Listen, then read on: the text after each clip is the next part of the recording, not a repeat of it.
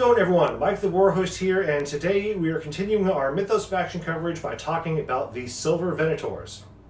The Silver Venators are the human agents of the Yith, a race of temporal beings existing in a realm beyond time itself. The Venators are huntresses working ceaselessly to maintain the timeline for humanity and thwart the plans of the Old Ones. For the Yith, humanity's past is their future, and it must be maintained at all costs. The Venator's alien patrons grant their warriors the use of Tindala hounds as needed to fight in the Shadow War. If you want to learn more about the lore of the Silver Venators, you can find a brief overview currently available on the Mythos website. A link will be in the description below. The Silver Venators faction box contains the following models, adding up to 100 points and providing 8 myth points.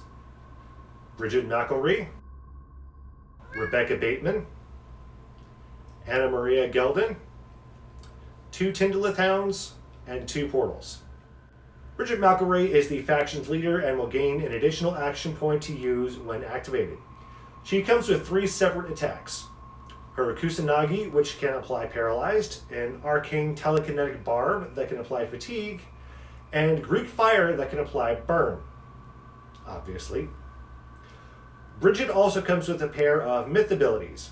Combat Focus lets her re-roll 1 die for 1 attack, and Sprint lets her add 2 to her move and charge actions for that activation. Mistress of Mirrors lets her take a pair of portals for free. Furioshi allows her to take a negative modifier up to 3 on combat attack rolls. If she wins, she gets a bonus to her damage equaling double the negative modifier. Venator allows her to mark a specific target at the start of the game and gain a +2 to attack rolls against her quarry, and Gift of the Yith lets her mark any enemy model for another Venator. And that's just on her ready side. When she flips to altered, however, everything stays the same. There's literally no difference ability or stat-wise between ready and altered.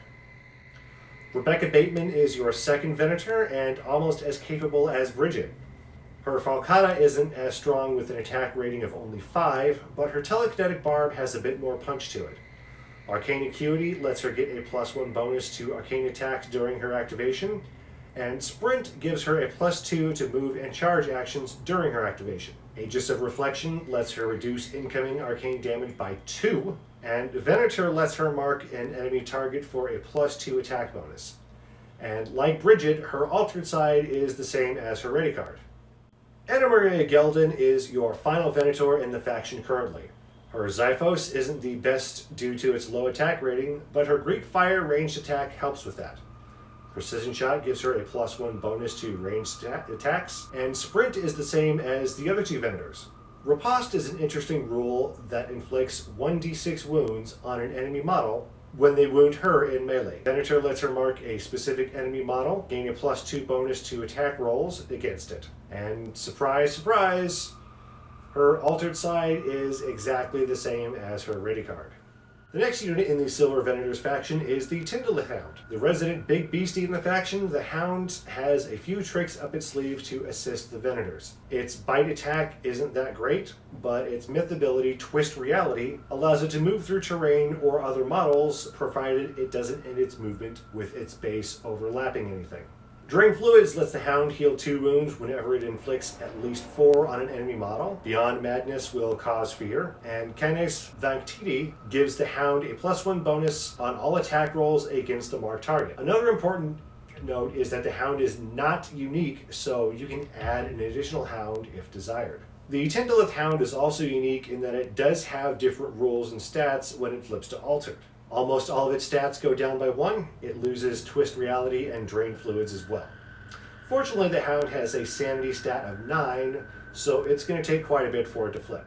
And finally, we get to the portals. These are placed on the board before any models in the deployment phase and must be at least 12 inches away from the enemy deployment zone. They have no stats, no action points, cannot gain conditions, madness, or wounds. The portals do offer 2 unique benefits though. They allow any Venator model to be deployed in base contact with the portal, and any Venator can make a sanity test when in base contact with a successful test resulting in losing a point of madness. So far, this is the only option for any unit in the game whatsoever to reduce their madness stat.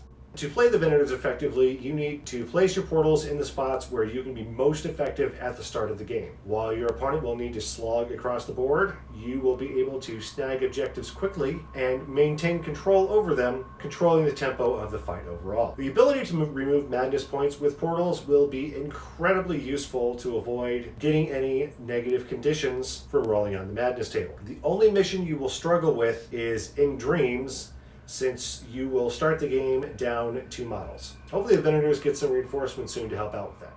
Well, that's going to do it for me today. Stay tuned for more Wild West Exodus, Mythos, Fog and Friction, and Dystopian Wars content in the near future, as well as some looks at Lost World Exodus in the not so near future.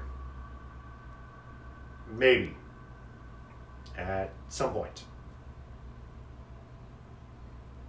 Please? All right, take care, everyone.